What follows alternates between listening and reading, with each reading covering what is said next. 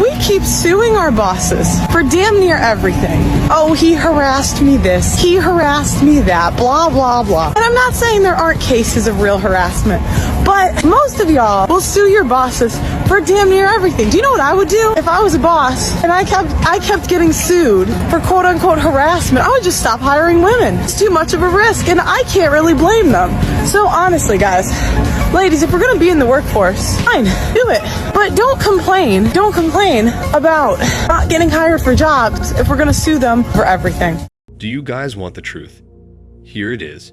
Men are afraid they're going to get fired. Men are becoming noticeably less willing to approach their female peers in the workplace. According to a report, 20% of men avoid speaking to and interacting with female coworkers privately. A third or more of men state they would be terrified to be alone with a woman in the study's primary research, which questioned men how they would feel if they were in the office alone with a woman. Why? Well, the main reason is that they just don't want to be in a situation where they're framed for any sort of allegations against them by the women. They don't want to lose their jobs over some women. And it's pretty easy for women to have a man fired from his job these days. It's just one email, call, or conversation away from and with HR. Imagine sitting in your office and getting called by human resources. You put that file down, get up, and go sit down with the HR manager who tells you that there's been a complaint against you by your female coworker.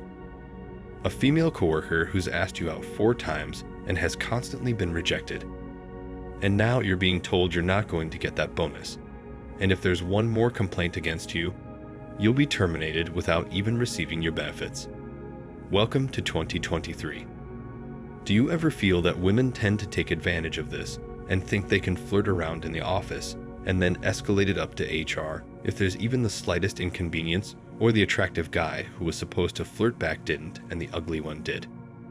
The reality is that men are avoiding women at work simply because they are worried about women making unfounded charges or threats. In this video, I'll briefly talk about an article I read about how males are starting to snub women at work in increasing numbers, which is making women feel uneasy. The author of the report expresses her opinion that men are misinterpreting the Me Too movement and going too far in their attempts to avoid women. She claims that the Me Too movement has given women the impression that males are punishing them. Here's another truth. Men will always be guilty in the eyes of corporate authority. Nowadays, until you can prove your innocence, you are guilty. Men are most afraid of this.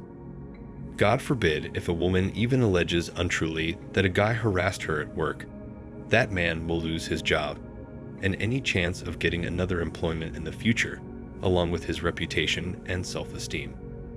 That is the enormous advantage that women have over men at work. Therefore, it should come as no surprise that 21% of men said they would be reluctant to hire a woman for a job that needs an intimate connection, like traveling for business. 19% of the males responded that they would be reluctant to hire a woman who was deemed attractive by social norms. This was the result of a survey taken from employees working in a variety of businesses. The survey also noted that similar surveys taken in the past did not garner similar results. In the previous surveys, men were more comfortable interacting with women in office settings.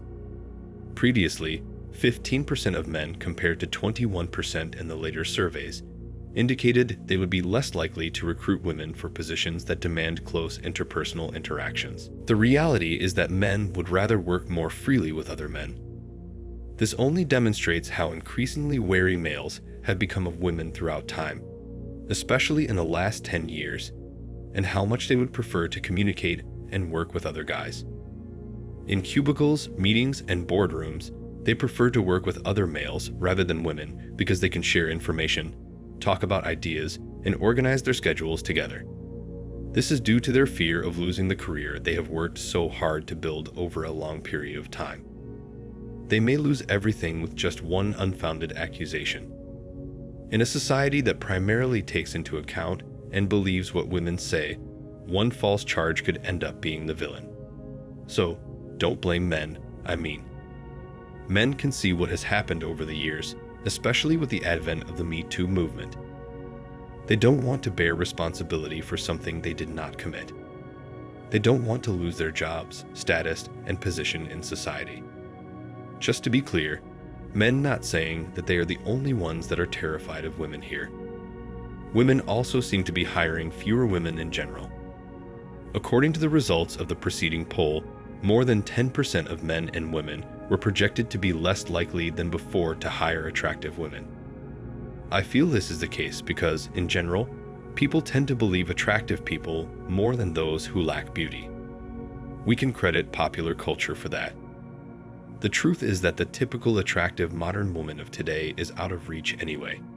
In every movie you see, regardless of how recent or how old it is, the lead character is either the most attractive woman or the most attractive man, who is incapable of wrongdoing and who works to uphold justice in society. The evil men and villains are always aged, gorgeous, scared people who look awful. It should therefore come as no surprise that neither men nor women would want to consider hiring attractive women, because if a woman made a false complaint against a man, everyone would assume that she was telling the truth. Everyone can see a guy trying to flirt with a beautiful woman, since after all, that is how it has always been. Guys find it extremely challenging to deal with the harassment issue.